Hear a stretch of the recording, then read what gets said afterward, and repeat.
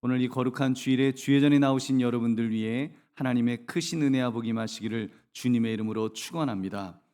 오늘 여러분과 함께 나눌 말씀은 은혜 아래 살게 된 바울, 은혜 아래 살게 된 바울이란 제목으로 함께 은혜를 나누고자 합니다. 사람은 고쳐 쓰는 것이 아니다 이런 말 있죠. 고칠 수 없다 이런 말입니다. 참 서글프고 슬픈 말입니다. 근데 인생을 좀 살았다고 하는 분들은 사람은 변하지 않아. 아무리 고치려고 해도 절대로 안 변해. 뭐 이런 넋두리를 늘어놓곤 하십니다. 그러나 기독교는 다릅니다. 기독교는 변화의 종교라고 말해도 과언이 아닐 것입니다. 변화되기 전과 변화된 후의 사람의 모습, 예수 그리스도를 만나기 전과 예수 그리스도를 만난 다음에 그 모습이 완전히 달라지니까요. 성경은 그렇게 변화된 사람들의 이야기를 모아놓은 책이라고 말해도 과언이 아닐 것입니다. 그만큼 많은 변화들이 있습니다. 그 중에서도 대표적인 인물을 꼽으라고 한다면 사도 바울일 것입니다. 지난 수요일에 박 목사님이 바울이 그리스도를 만나서 극적으로 변화되었다는 사실을 이제 사도행전 26장을 가지고 설교하시는데 은혜가 되었습니다. 그래서 그 바울이 그리스도를 통해서 변화된 그의 모습, 그가 누렸던 그리스도가 어떠한지에 대해서 좀 더 알아보고 싶은 그런 마음이 생겼습니다. 우리 하나님께서 주신 마음인 줄로 믿습니다. 그러므로 은혜 아래 살게 된 바울 이 제목을 가지고 바울이 예수 믿기 전의 삶이 어떠했는지 그리고 믿은 후에 그가 어떻게 변화되었는지를 우리가 살피심으로 은혜를 나누시기를 주님의 이름으로 축원합니다. 첫 번째, 바울은 출세하였으나 지옥 같은 삶을 살았습니다. 출세했어요. 출세했지만 그는 지옥 같은 삶을 살았습니다. 여러분, 엄친아라는 말 있죠. 엄마 친구 아들, 엄마 친구 아들이 이러저러한 칭찬할 거리가 참 많다, 이런 이야기를 합니다. 자랑하고 싶은 아들, 출세하여 정말 뭐 잘 나가고 아주 뭐 힘도 얻고 아주 돈도 벌고 성공한 사람의 그런 모습, 아마도 모든 사람들의 로망이 아닐까 싶습니다. 그러게 볼 때 이 바울은 엄친아 중에 엄친아, 자랑스러운 아들이었음에 틀림없습니다. 바울은 자기의 과거 모습을 이렇게 설명했습니다. 빌립보서 3장 5절 6절 말씀 같이 읽겠습니다. 시작. 나는 8일 만에 할례를 받고 이스라엘 족속이요 베냐민 지파요 히브리인 중에 히브리인이요 율법으로는 바리새인이요 열심으로는 교회를 박해하고 율법으로는 흠이 없는 자라. 아멘. 지금 보면 8일 만에 할례를 받았다고 했습니다. 정통 유대인이란 말입니다. 히브리인 중에 히브리인이요 뼈대 있는 집안이란 말이죠. 바리새인이요 이미 그가 최고 엘리트 그 그룹에 속했음을 말하는 것입니다.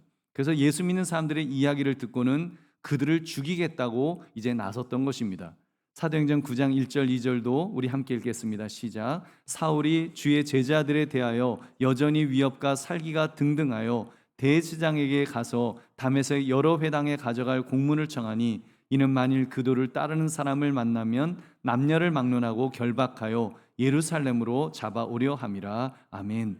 얼마나 열심히 있었으면 자기가 대제사장을 찾아가서 살인 면허증을 이렇게 그런 거를 요구한 것입니다. 지금 유대인들에게 그냥 그리스도인들은 전부 공적이었으니까 그런 공적을 제거하는데 그가 나서서 남녀를 막론하고 내가 다 잡아오겠습니다, 호언장담하면서 앞장섰던 바로 그런 사람입니다. 그는 실제로 스데반 집사가 복음을 전했을 때 사람이 돌로 그를 쳐 죽이는데 앞장섰던 그런 사람이었습니다. 그가 그럴 수 있었던 것은 자기는 율법으로는 의로운 흠이 없는 사람이라고 생각했기 때문입니다. 율법으로 완전할 수도 있었다고 믿었으니까.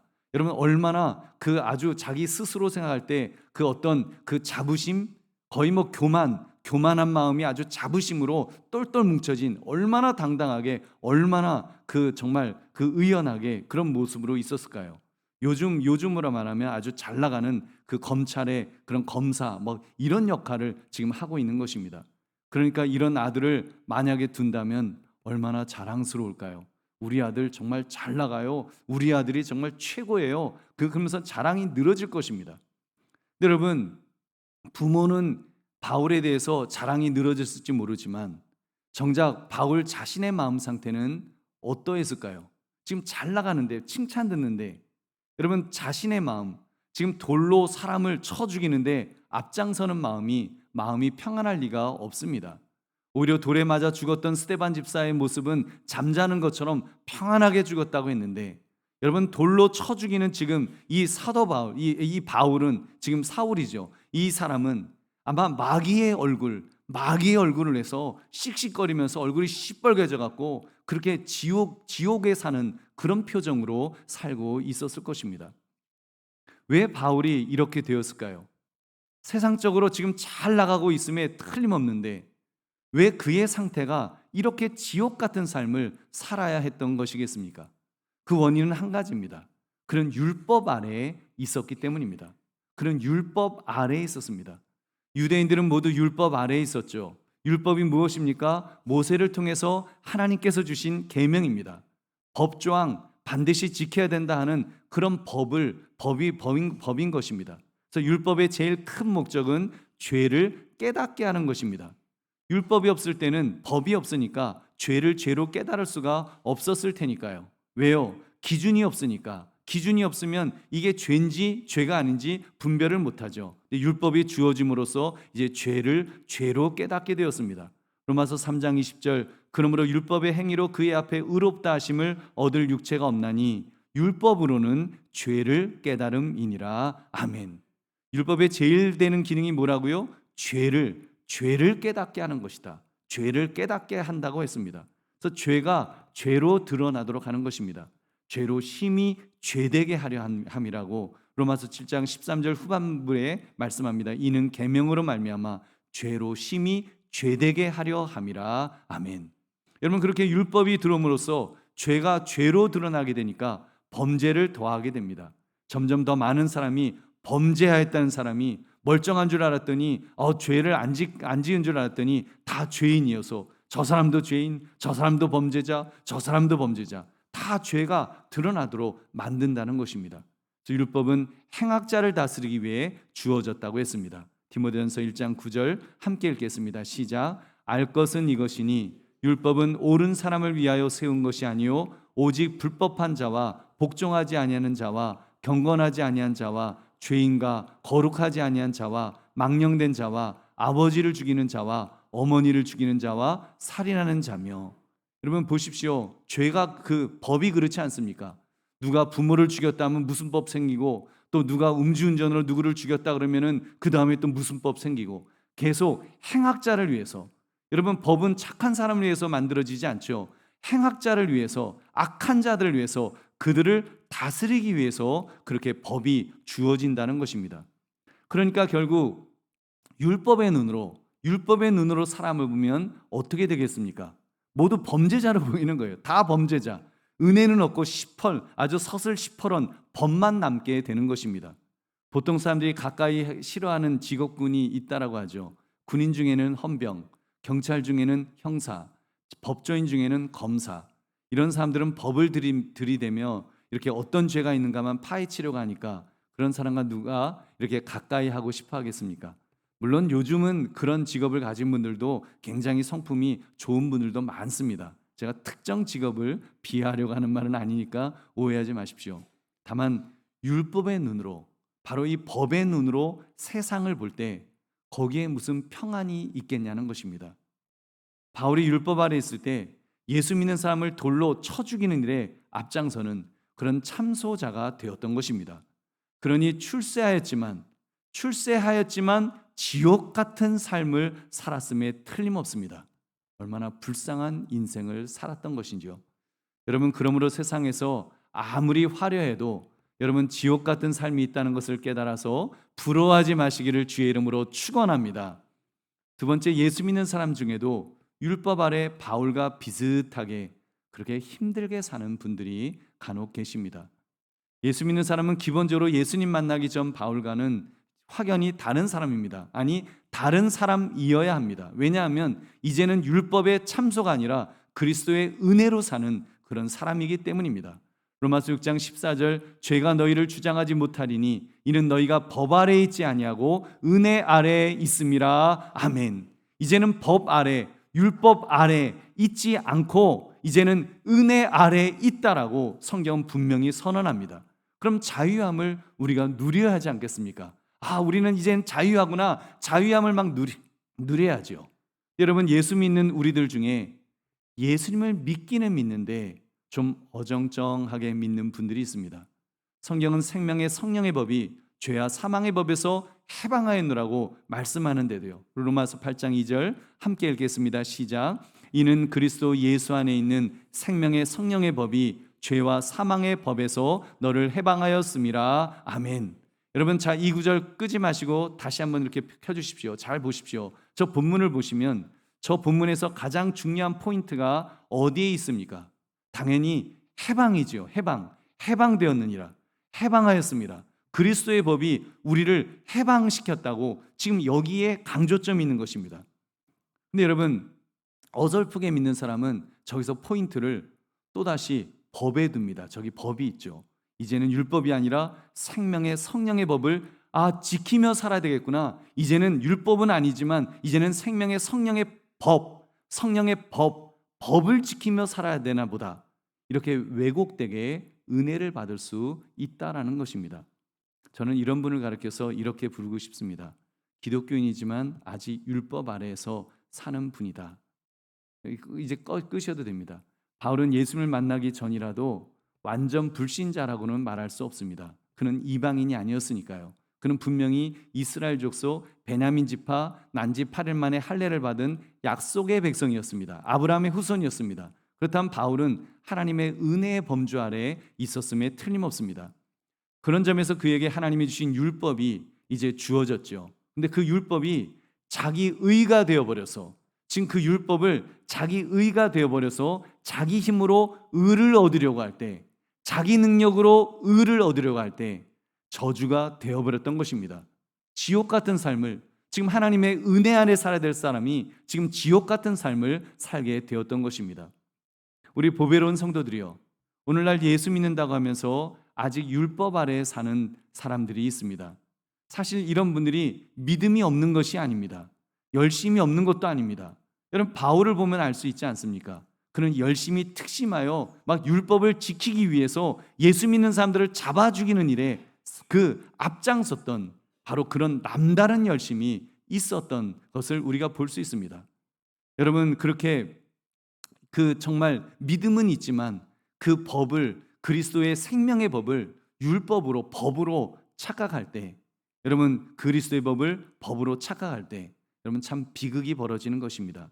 그래서 그리스도의 법을 율법처럼 지켜야 한다고 생각하는 것입니다. 로마서 2장 13절 우리 같이 읽겠습니다. 시작. 하나님 앞에서는 율법을 듣는 자가 의인이 아니요 오직 율법을 행하는 자라야 의롭다 하심을 얻으리니. 아멘. 어떤 사람이 의롭다 하심을 얻어요? 율법을 행하는 자라야 의롭다 하심을 얻을 수 있다.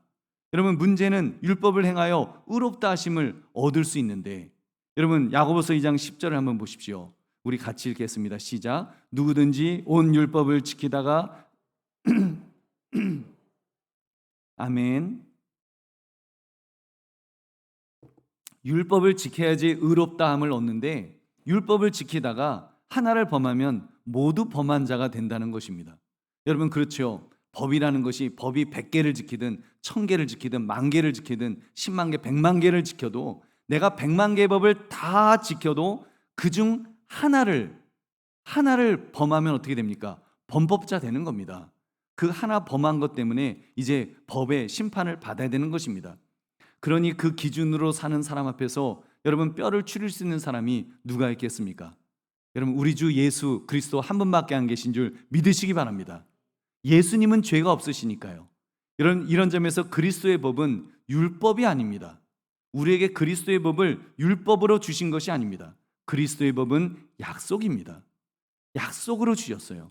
우리 주 예수 그리스도께서 그렇게 살 수 있도록 힘과 능력을 주시겠다고 하시는 약속의 말씀인 것입니다. 그래서 갈라디아서 3장 21절부터 보시면 율법조차도 율법을 지켜 의를 얻으라고 주신 것이 아니라고 밝히고 있습니다. 율법은 참된 진리를 깨닫도록 하기 위하여 주셨다는 것입니다. 어떤 진리입니까? 인간의 힘으로, 인간의 노력으로 의를 이룰 수 없다는 진리입니다. 의인은 없나니 하나도 없다는 이 성경이 말씀하는 진리. 여러분, 그래서 오직 우리 주 예수 그리스도, 그분을 믿는 믿음으로 말미암아 의롭다 하심을 얻는 줄 믿으시기 바랍니다. 믿음으로 얻는 거예요. 갈라디아서 3장 22절 같이 읽겠습니다. 시작. 그러나 성경이 모든 것을 죄 아래 가두었으니 이는 예수 그리스도를 믿음으로 말미암는 약속을 믿는 자들에게 주려 함이라. 아멘.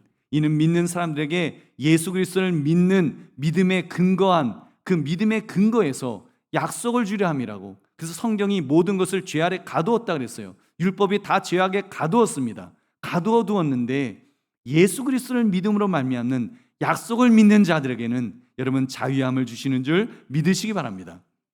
근데 자꾸 인간은 그 약속을 그래도 또 율법으로 만들려고 합니다. 그리스도의 법을 법이 아니라 약속인데도 율법처럼 여기려 하는 것입니다. 왜 그럴까요? 결국은 교만입니다. 내 힘으로 내가 할 수 있다. 내가 뭔가 예수님 앞에 내가 뭔가를 행해야지. 내가 뭔가 잘나서 내가 힘이 있어서 내가 능력이 있어서 내가 예수님 앞에서 내가 뭔가 해드리니까 내가 예수님 해드리니까 내가 그 의를 얻는 거야. 내가 구원을 얻는 거야. 나의 공로를 내세우려 하기 때문입니다. 여러분 이 모든 것은 육신의 생각이죠. 그래서 여러분 제가 서두에 말씀드렸습니다. 우리가 예수님을 믿기는 믿되 좀 어정쩡하게 믿으면 여러분 어떻게 정말 자기 의를 내세우면서 믿으면 안 된다는 말씀을 드리는 것입니다. 아직 영의 생각에 완전히 지배되지 못하고 육신의 생각이 앞서기 때문인 것입니다. 제가 지금 이렇게 말씀을 드리니까 좀 은근 반발심이 생기는 분도 계실지 모르겠습니다. 목사님, 지금 율법이 필요 없다고 말씀하는 겁니까? 아니, 정말 이 세상에서 그 법이 없으면 어떻게 질서가 유지되고 어떻게 세상을 살아가라고 지금 하나님이 율법 주신 게 무슨 우리 망하라고 주셨겠습니까? 다 유익이 있으니까 지키라고 하신 거죠. 그렇게 말씀하실 수 있습니다. 여러분 자고로 인간은 법과 질서 아래 있어야 사람답게 살 수 있는 것이죠. 그리고 지금 오늘 문명이 법 아래 있기 때문에 그래도 사람답게 살고 있습니다. 맞습니다. 그런 말씀이 맞습니다. 다만 하나님께서 우리에게 율법을 주신 이유는 구원은 인간의 힘으로 얻을 수 없는 것을 깨달아서, 다시 말하면 주제 파악을 해서 예수님을 의지하라는 것입니다. 믿으십니까? 여러분 우리가 율법을 보면 볼수록 내가 율법을 지키려고 하면 할수록 나는 안 되는구나. 나는 불가능하구나. 나는 죄인으로 죽을 수밖에 없구나. 그래서 예수님밖에 없어요. 예수님 의지할 수밖에 없어요. 예수님 날 구원해 주세요. 날 도와주세요. 예수님을 붙들도록 하기 위해서 여러분 이 율법을 주셨다는 것입니다. 여러분 그 예수님 앞에 엎드리시기를 주의 이름으로 축원합니다. 갈라디아서 2장 16절은 이 사실을 이렇게 정리해 주었습니다. 우리 함께 읽겠습니다. 시작. 사람이 의롭게 되는 것은 율법의 행위로 말미암음이 아니요 오직 예수 그리스도를 믿음으로 말미암는 줄 알므로 우리도 그리스도 예수를 믿나니 이는 우리가 율법의 행위로서가 아니고 그리스도를 믿음으로써 의롭다함을 얻으려 함이라. 율법의 행위로서는 의롭다함을 얻을 육체가 없느니라. 아멘. 여러분 이것을 믿어야 합니다. 율법의 행위로서는 의롭다함을 얻을 육체가 없다. 한 사람도 없다. 법으로는 결코 의롭다함을 얻을 육체가 없으니까요. 여러분 그러므로 우리 정말 예수님을 믿되 우리 정말 그런 나를 내세우면서 나의 공로를 내세우면서 우리가 그렇게 어설프게 믿지 않고 정말 온전히 우리 예수 그리스도를 믿으시기를 주님의 이름으로 축원합니다. 이제 본론이 되는 말씀을 드리겠습니다. 셋째, 진짜 예수님을 믿게 되면 은혜 아래 살게 됩니다. 여러분 사람은 변하지 않는다고 했죠. 변하지 않지요. 잘 안 변합니다. 그런데 사도 바울은 변했습니다. 여러분 그것도 완전히 변했습니다. 어떻게 해요? 생명이신 우리 예수 그리스도를 만났기 때문입니다. 예수님께서 그를 만나서 변화시켜 주셨기 때문에 그냥 그림 속에 있는 예수님이 아니라 생명의 역사가 있는 사람을 변화시키는 능력이 있으신 예수 그리스도를 만났기 때문에 사도 바울은 변한 겁니다. 고쳐주셨습니다. 하나님이 고치시니까 바뀌었습니다. 변화되었습니다. 완전히 다른 사람이 되었던 것입니다. 할렐루야. 여러분 오늘 본문은 그 사실을 보여주고 있습니다. 사도 바울은 사람을 죽이느라 눈에 광기가 번뜩했던 그런 사람이었다고 했습니다. 그랬던 그가 얼마나 은혜가 넘치는 사람으로 변화되게 되는지요. 빌립보서 한 것만 보아도 그의 입에는 그냥 감사, 기쁨, 사랑 이런 말이 막 넘쳐납니다. 그 빌립보 성도들을 생각할 때마다 나의 하나님께 감사하며 그렇게 말합니다. 기쁨으로 항상 간구한다고 했습니다. 자기를 괴롭히려고 복음을 전하려고 했던 그런 사람들에 대해서도 전파되는 것이 그리스도니 나는 기뻐하고 기뻐한다 하면서 나는 너무 기뻐요라고 그렇게 말하는, 도대체 사람이 어쩌면 이렇게 변할 수가 있을까요? 완전히 얼빠진 사람처럼, 그전에는 막 그 광기가 나는 그런 사람이었는데 완전히 무슨 얼빠진 사람처럼 감사하다 그러고 기뻐한다 그러고 사랑한다 그러고 사람이 완전히 변화된 것입니다. 심지어 오늘 읽은 본문 갈라디아서 서두는 바울이 정신적으로 압박감이 극에 달했을 때 썼던 편지 내용입니다. 지금 거짓 교사들과 비판자들이 막 바울을 공격했습니다. 바울의 리더십이 막 흔들렸습니다. 막 지금 바울을 끌어내리려고 했던 그런 상황. 여러분, 그렇다면 그 공경에 처하게 되면, 사람이 어려움에 처하게 되면 본성이 나오지 않습니까? 옛날 버릇이 나올 만도 하지요. 그러면 내가 왕년에 스데반 집사를 돌로 쳐 죽였던 그런 사람이야, 나 건드리면 나 그냥 콱 하고 박치기로 그냥 받아버릴 거야, 막 그럴 수 있는 지금 그런 상황이었습니다. 근데 여러분, 갈라디아서 1장 2절 3절 우리 함께 읽겠습니다. 시작. 함께 있는 모든 형제와 더불어 갈라디아 여러 교회들에게 우리 하나님 아버지와 주 예수 그리스도로부터 은혜와 평강이 있기를 원하노라. 아멘. 복을 빌어주고 있습니다. 지금 분명히 갈라디아 교회들, 그 교회 안에는 대적자들이 있었을 텐데 복을 빌고 있습니다. 은혜와 평강이 있기를 원하노라. 예수 그리스도로부터 은혜와 평강이, 너희가 복을 받기를 원한다라고. 여러분, 그렇게 사도 바울이 변화했습니다. 여러분, 따라하시기 바랍니다. 바울 선생님이 변하셨어요. 여러분, 바울 선생님이 변하셨다면 나도 변할 수 있는 줄로 믿습니다. 여러분, 그리스도로 변하시기를 주의 이름으로 축원합니다. 여러분, 바울은 깨달은 것입니다. 예수님을 만났을 때 그런 엄청난 사실을 깨닫게 되었습니다. 율법으로 할 수 없었던 것, 오라 이 사망의 몸에서 누가 나를 건져내라 외칠 수밖에 없었는데 그에게 살 길을 제시해 주신 것입니다.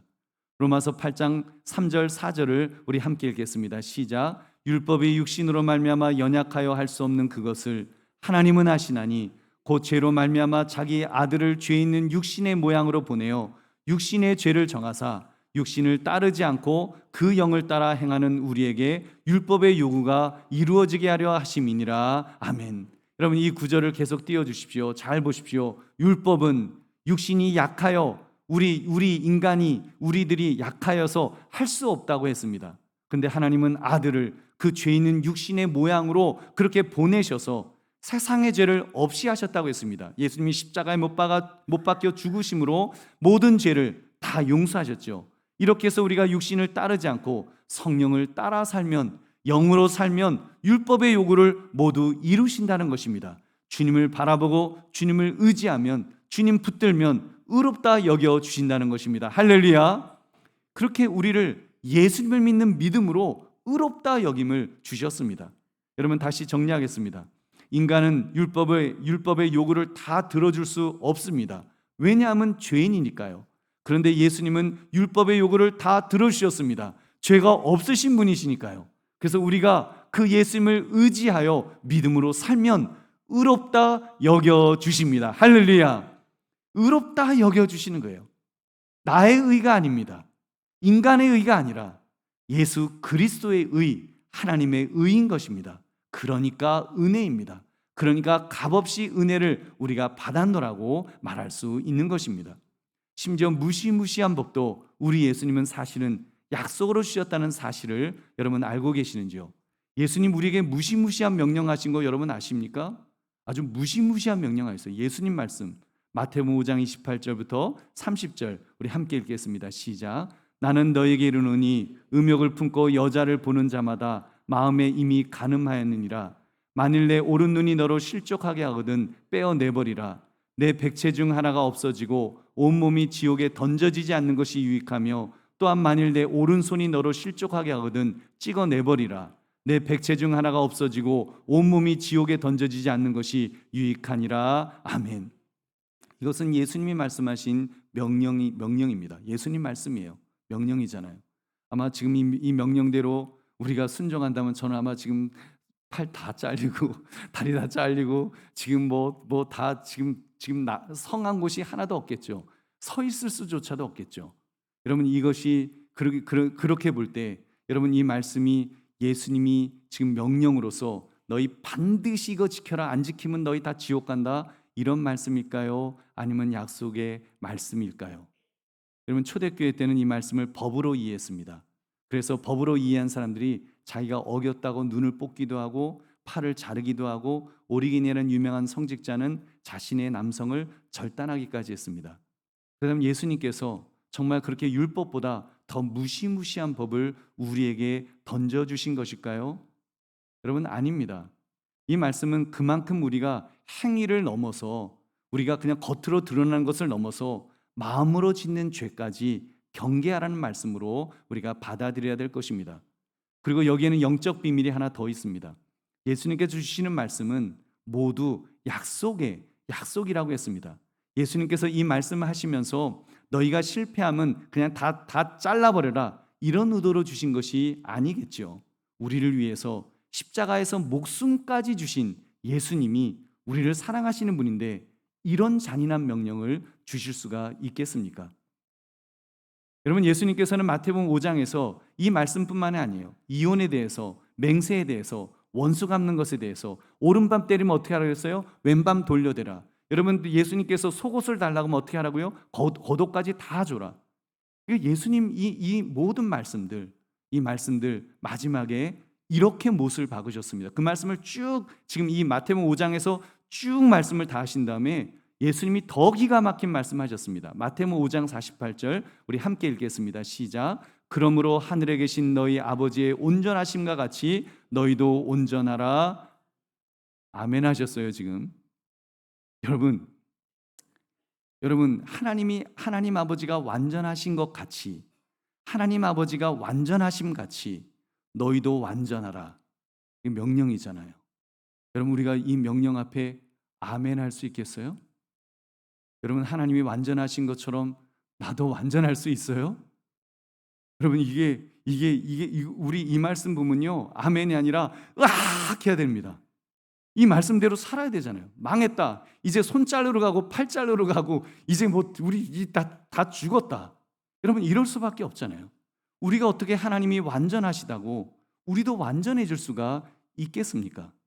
우리가 어떻게 예수 그리스도를 정말 닮아갈 수나 있을까요? 여러분 하나님을 닮기는커녕 한번 김연아를 한번 닮아본다고 해봅시다. 김연아 최고의 피겨 스케이팅 선수. 여러분 김연아가 열심히 연습해서 하여튼 그런 기가 막힌 선수가 되었다고 지금 우리 권사님들 보고 앞으로 10년 동안 열심히 연습해서 김연아처럼 되세요?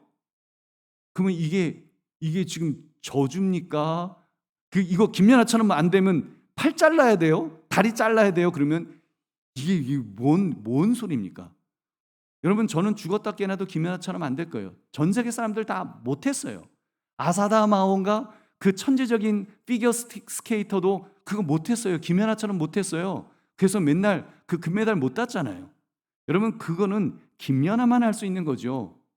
여러분 피조물인 인간인데도 김연아만 할 수 있는 그런 것도 있는데, 여러분 하물며 하나님이 완전하시니 너희도 완전하라, 이건 죽으라는 말씀밖에 안 되겠죠. 아닙니다. 예수님은 그렇게 살 수 있도록 그렇게 그냥 우리 힘으로 그렇게 완전하라고 말씀하신 것이 아니니까요. 그렇게 살 수 있도록 함께 하신다는 것입니다. 할렐루야. 여러분 보십시오. 우리가 의롭게 되는 건 역시도 나의 의가 아니라고 그랬잖아요. 누구의 의라고 했습니까? 예수 그리스도의 의인 것입니다. 예수 그리스도의 피가 나를 덮어주실 때 나를 의롭다 하심을 얻는 줄 믿습니다. 여러분 그렇습니다. 예수님의 피가 나의 속사람 위에 덮어주시면 예수님의 피가 나의 속사람 안에 흐르게 될 것입니다. 피는 생명이라고 했습니다. 생명에는 그 권능이 있습니다. 그러니까 예수 그리스도의 권능이 우리에게 임하는 것입니다. 그럼 나는 절대로 완전할 수 없으나 예수 그리스도의 권능으로 완전할 수 있는 줄로 믿습니다. 하나님의 속성으로의 그런 완전함은 아니겠지만 우리 피조물의 수준에서 그리스도의 모습이 나타나게 된다는 것입니다. 나는 할 수 없지만 내 안에 그리스도가 역사하시면 예수님이 일하시는 것입니다. 그래서 예수 믿는 사람은, 세상 사람들은 이렇게 정말 동침하지 않으면 간음이 아니라고 말하지만, 우리는 마음으로 짓는 음식만 가지고도 나는 가늠한 사람이라고 말하면서 또 하나님 앞에 다시 회개하며 다시 일어설 수 있는, 그래서 예수 그리스도의 능력으로 예수님이 말씀하신 이런 모습으로 살아갈 수 있도록 나를 붙들어 달라고. 그러면 예수님이 나를 붙들어 주셔서 예수님이 말씀하신 이런 모습처럼, 하나님이 온전하신 것처럼 우리도 온전한 모습으로 점점 주님을 닮아가게 될 줄로 믿습니다. 여러분, 이것을 예수님은 포도나무 비유를 통해서 말씀하셨다고 여러 번 강조했습니다. 우리 요한복음 15장 5절 말씀 다시 같이 읽겠습니다. 시작. 나는 포도나무요 너희는 가지라. 그가 내 안에 내가 그 안에 거하면 사람이 열매를 많이 맺나니 나를 떠나서는 너희가 아무것도 할 수 없음이라. 아멘. 주님이 포도나무 되시고 나는 그분의 가지인 것입니다. 우리가 열매를 맺으려고 노력해봤자, 가지가 맺으려고 노력해봤자 잘 못 맺습니다. 겨우겨우 꽃을 막 피웠는데 태풍이 몰아쳐서 꽃이 똑 하고 꺾이면 그러면 이제 우리 아무것도 못하지 않습니까? 그러나 여러분, 그 가지가 포도나무에 붙어 있으면 꽃이 떨어지건 추위에 잎이 얼건 해충이 잎사귀를 갉아먹건 추수할 때가 되면 풍성한 열매가 맺혀 있을 줄로 믿습니다. 나중에 보면 그렇잖아요. 막 태풍이 몰아친다, 뭐 병충해가 있다, 막 그런 이야기 듣는데 어찌됐건 나중에 보면은 그렇게 수확을 해갖고 아주 풍성한 열매들이 맺혀서 상품이 되어서 이렇게 시장에 나오고 그러는 것을 보지 않습니까? 여러분, 나는 못하지만 원포도나무이신 그리스도의 권능이 나에게 임하면 원포도나무에서 수액을 공급받기 때문인 것입니다. 가지가 영양분을 빨아당기려고 몸부림쳐봤자 여러분 소용이 없습니다. 붙어있기만 하면, 여러분, 포도나무 아래 뿌리가 열심히 물과 영양분을 막 쭉쭉쭉쭉 빨아당겨서 그리고는 가지에게 공급을 하는 것입니다. 여러분, 우리에게 힘과 능력 주시는 분은 예수 그리스도이신지를 믿으시기 바랍니다. 그래서 예수님에게 붙어 있어야 되는 것입니다. 예수 그리스도 안에 있어야 되는 것입니다. 우리가 예수님 안에, 예수님이 우리 안에 계실 때 여러분, 저절로 열매는 맺혀지는 것입니다. 이를 이루시는 분은 우리 하나님이신 줄 믿으시기 바랍니다. 하나님의 온전하심도, 여러분, 하나님 예수 그리스도께서 우리에게 힘과 능력을 주시면 그런 온전함이 우리 안에서 드러나게 될 줄 믿으시기 바랍니다. 사도 바울은 이런 은혜를 체험했던 것입니다. 이 영적 축복을 깨달았던 것입니다. 그러니 어떻게 행복하지 않을 수가 있겠습니까? 실상 그의 삶은 예수 믿는 것 때문에, 사실 여러분, 예수 믿는 것 때문에 사도 바울이 겪었던 것들, 매 맞고 굶주리고 죽을 뻔하고 강도 만나고 그리고 추위에 떨고 감옥에 가고 더할 수 없는 고통과 고난을 다 겪었습니다. 그런 것은 아무것도 사도 바울에게는 문제가 되지 않았습니다. 왜냐하면 그의 속에 그리스도의 생명이 전가되었기 때문입니다. 그 생명의 빛이 암흑 속에 있었던 바울을 비추어 주었습니다. 꽁꽁 얼어붙었던 그의 심장에 예수 그리스도의 빛이 비추어지기 시작한 것입니다. 그 메말랐던 그의 심령에 예수 그리스도의 빛이 비추어지니까 여러분 변하는 거예요. 사도행전 26장 18절 같이 읽겠습니다. 시작. 그 눈을 뜨게 하여 어둠에서 빛으로 사탄의 권세에서 하나님께로 돌아오게 하고 죄사함과 나를 믿어 거룩하게 된 무리 가운데서 기업을 얻게 하리라 하더이다. 아멘. 사도 바울이 지금 말하는 거예요. 지금 자기가 예수 그리스도를 만났더니 자기의 삶이 이렇게 바뀌었다고, 눈을 뜨게 해서 어둠에서 빛을 보게 했다라고, 사탄의 권세에서 하나님에게로 돌아오게 되었노라고 그는 말하면서 나를 믿어 거룩하게 된 무리 가운데서 기업을 얻게 하게 되었다. 기업도 얻은 것입니다. 그러니까 사도 바울은 예수님을 만나기 전에 그 잃어버렸던 그 모든 것들 배설물처럼 여길 수 있었던 것입니다. 그러나 잃은 것이 아니니까요. 왜냐하면 다 얻었으니까, 더 큰 것을 얻었으니까, 하나님의 기업을 얻었기 때문에, 거룩한 무리 가운데서 기업을 얻었기 때문에, 특별히 사도 바울은 전도를 통해서 풍성한 열매들을, 그 소아시아의 수많은 교회들을 세우며 성도들을 구원했기 때문에 그는 풍성하다는 거예요. 너무 행복하다는 거예요. 너무 기쁘다는 거예요. 자기 인생에 정말 최고의 것을 얻었기 때문에 그는 기뻐하며 감사하며 사랑하며 살 수 있었던 것입니다. 그저께 금요일일 때 설교 중에 요한복음 10장 10절을 나누었습니다. 우리 같이 읽겠습니다. 시작. 도둑이 오는 것은 도둑질하고 죽이고 멸망시키려는 것뿐이요 내가 온 것은 양으로 생명을 얻게 하고 더 풍성히 얻게 하려는 것이라. 아멘. 여러분, 양으로 생명을 얻게 하는데 더 풍성히 얻게 하려 하심이라. 여러분, 생명만 얻게 하신 것이 아니라는 것입니다. 우리 예수님께서 우리를 구원하시는데 우리가 죽을 병이 걸려서 이제 다 죽게 되었는데 병원에 가서 이제 수술을 받을 수가 있었습니다. 그래서 수술을 받아서 깨끗하게 나은 거예요. 건강하게 나은 거예요. 그런 다음에 그냥 내팽개친다고 해보십시오. 아무것도 없는데 여러분 건강해져 갖고 그냥 툭 하고 세상 밖으로 병원 밖으로 던져지면 그럼 이제 할 게 없잖아요. 그러면 정말 구걸하면서 살아가는 것밖에 할 수 있는 일이 없는 것입니다. 근데 성경은 말씀하는 거예요. 지금 구원만 받는 것이 아니라는 것입니다. 그 생명을 더 풍성히 얻게 해 주실 것이라 약속하였습니다. 할렐루야. 여러분, 생명을 얻을 뿐만 아니라 생명을 얻게 하고 더 풍성히 얻게 하려는 것이라. 그렇습니다. 주님은 우리를 살려주시고 다음부터는 너 혼자서 알아서 살아라, 살던 죽던 너가 알아서 해라, 고아처럼 내버려 두시는 것이 아니라는 것입니다. 주님은 주님의 생명을 더 풍성히 얻게 하시려고, 더 풍성히 얻게 하려 하신다고 약속하였습니다. 그렇게 주님의 풍성을 누리면 우리는 천국을 경험하게 됩니다. 이 땅에서도 천국을 경험하게 될 줄로 믿습니다. 우리가 이 땅에서도 주님과 함께하는 삶을 통해서 이제는 내 힘으로 살아간 것이 아니라 하나님의 능력으로 살아가고 내가 살아가는 이곳이 정말 천국이 되어서, 왜냐하면 주님이 내 안에 계시니까, 내가 주님 안에 있으니까 여러분 이곳이 천국이 되어서 여러분 이 땅에서부터 천국을 누리며 살게 될 줄로 믿습니다. 그런 은혜가 충만하시기를 주님의 이름으로 축원합니다. 이제 말씀을 맺습니다. 은혜 안에 살게 된 바울은 예수님을 만나 은혜 안에 살게 되었다고 했습니다. 율법 아래에서 죽을 것 같았는데, 그래서 자기가 안 죽으려고 다른 사람을 실제로 죽이면서 그렇게 살았는데, 스데반 집사에게는 돌까지 던져서 진짜 죽이기까지 했었는데 결국 그런 삶은 지옥 같은 삶을 사는 것이라고 했습니다. 자기 힘으로 살려고 했으니까요, 자기 능력으로 살려고 했으니까요, 고아처럼 살려니까요 죽을 것 같았던 것입니다. 그런 그가 예수 그리스도를 만났을 때 은혜를 체험하게 되었습니다. 예수 그리스도가 그에게 생명을 주시고 더 풍성히 얻게 하시는 은혜를 체험하게 되었던 것입니다.